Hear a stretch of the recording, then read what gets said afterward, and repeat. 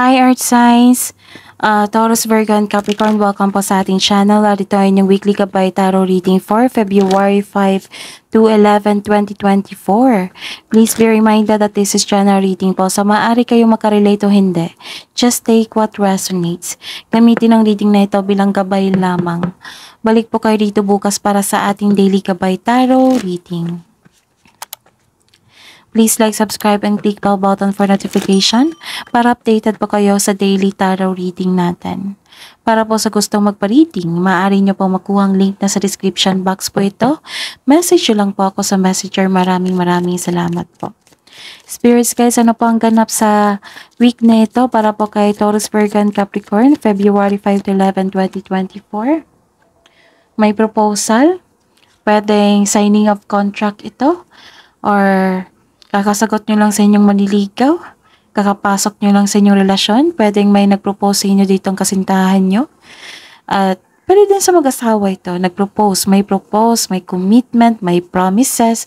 May nakita akong promises dito. At may agreement. This is for new cycle sa inyong buhay ha. Bagong yugto sa inyong buhay. Pwede din ito sa trabaho na hinihintay nyo na nag-apply kayo, di ba? May nakita akong signing of contract dito. Okay? So, this is also marriage contract. Okay? Ano po ang ganap? Ano po ang ganap sa week na ito, February 5 to 11, 2024, para po kay Taurus, Virgo, and Capricorn? May travel po or relocation or nag-travel kayo para magbakasyon. Pauwi na kayo sa inyo. May travel kayong magbakasyon tapos or new journey nyo po. New journey. May new journey ako nakita dito eh. Ano pa po ang ganap for this week, February 5 to 11, 2024, para po kay Taurus, Virgo, and Capricorn? Humihingi ng time ang batang ito sa inyo at binigyan nyo ng oras. Maybe this is your child, mga bata, pamangkin, apo. Pwede ding inner child nyo. Binigyan nyo ng time. Pwede din itong bagong simulahan na wala kayong experience. Pwede din new beginning ito na wala kayong experience pero go pa rin kayo. Message na po para kay Taurus, Virgo, and Capricorn ngayong February 5 to 11, 2024 weekly gabay po. Para po kay Taurus, Virgo, and Capricorn, Spirits Guide. Great adventure. Meron talaga. Take a risk, venture forward, and reflect and redirect your energy.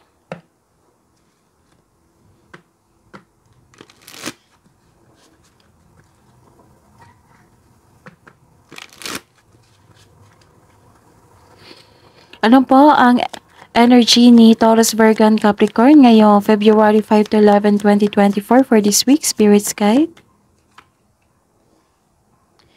Clarification of this card po.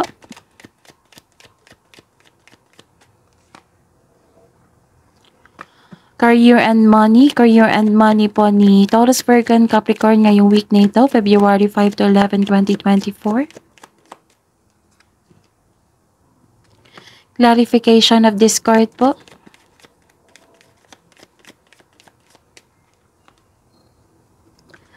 Love and romance, self-love, partnership, and romance ni Taurus, Virgo, and Capricorn ngayong week na ito, February 5 to 11, 2024. Clarification of this card po.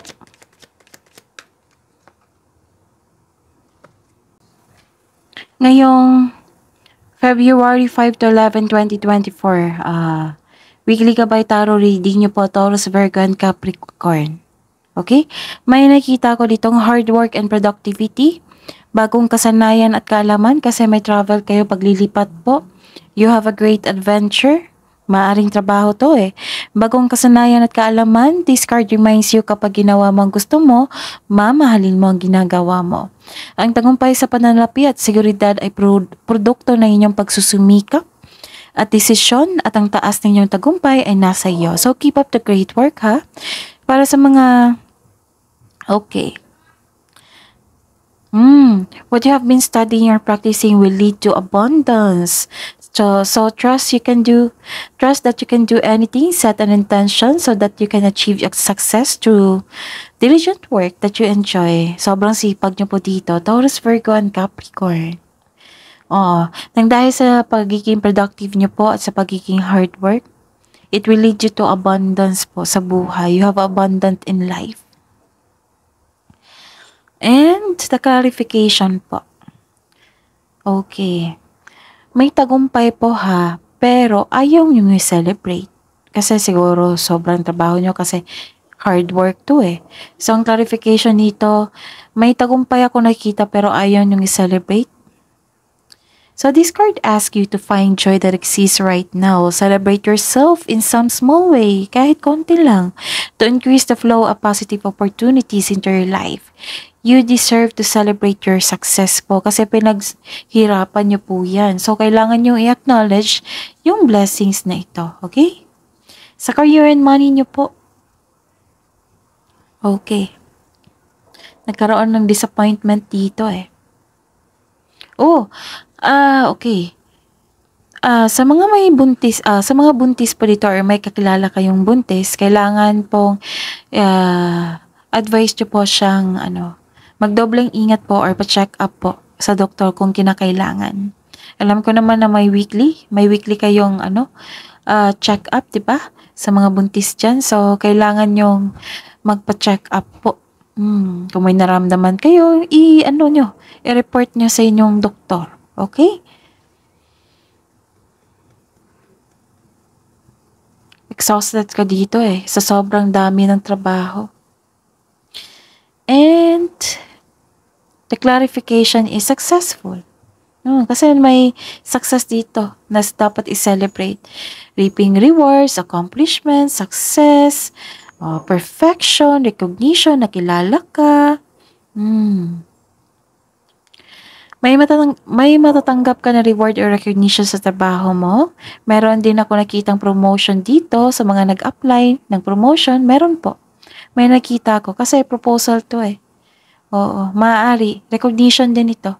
So, ayun. This is the clarification po. May ganap talaga. Or pagtaas ng allowance or sweldo po. Para sa mga negosyante, may positive review kayong matanggap po mula sa inyong kliyente at customer. May ganap talaga na celebration po dito. And sa love life? Okay. Oh, you're finding a solution. Kasi may taong masakit yung sinabi niya sa inyo. Kasi may ganap na away po dito. So hanggat maaga, iwasan niyo po ha. Kung kailangan pagtanggol yung sarili niyo, ipagtanggol niyo sa tama. And para sa mga single dyan, hindi pa kayo handa pumasok sa inyong relasyon. Some of you, lalo na trauma ang iniwan ng past love mo. Hirap ka magtiwala ulit guarded po kayo. So let go mo yung worries. Patawarin mo yung sarili nyo. Para sa mga may relasyon sa buhay mag-asawa dyan, isa sa inyo hindi maka-move on po, naging toxic ang relasyon, naubusan ka ng pag-asa, siguro may sinabi dito na hindi maganda, na nagdulot ng trauma, kailangan po ng komunikasyon dito. Tamang komunikasyon, open up yourself, i-give up mo yung worries mo para alam niya yung adjustment mo. So lahat talaga, this is confirmed na lahat talaga kayo na may problema sa inyong relasyon. Pero ma-overcome nyo naman eh. Ma-overcome, nakikita ko naman dito na ma-overcome nyo.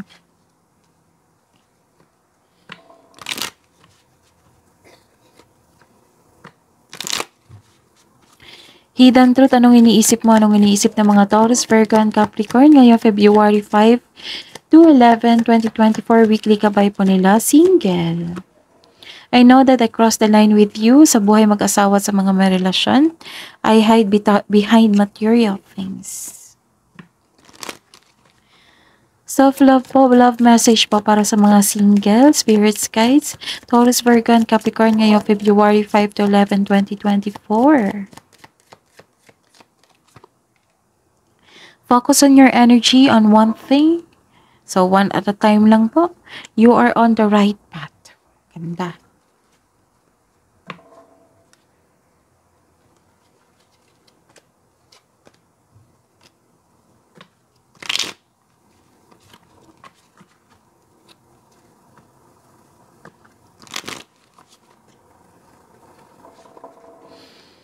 Ano po ang love message niyo po sa buhay mag-asawa at sa mga may relasyon ngayong February 5 to 11, 2024? Taurus, Virgo, and Capricorn. Spirits guide. Beware of codependency. Addictive behaviors are affecting your romantic life. And past lives, you have known this person before. It is soulmate from past lifetime. Wisdom message siya po, concealed power, give birth to the wonder of revelation. And you are unique. Be yourself, everyone else is taken. And kabo ang advice nyo po para kay Taurus, Virgo, and Capricorn for this week. Conclusions are within reach. See? Sa bawat signs, sa lahat ng signs po, air signs, fire signs, water signs, and earth signs, may pag-aayos talaga. A new start is coming. Great adventure. New beginning din ito eh. So, 3 card ang nagsabi dito. Okay. Spirits, guys, angels, archangels, guardian angels. Message po para kay Taurus, Virgo, and Capricorn. Okay, sabi po ni Archangel Zariel dito, give and receive love, obey the spiritual laws. And message from Archangel Christiel, connect with your intuition, receive the white ascension flame. So that is your reading po, Taurus, Virgo, and Capricorn for this week, February 5 to 11, 2024.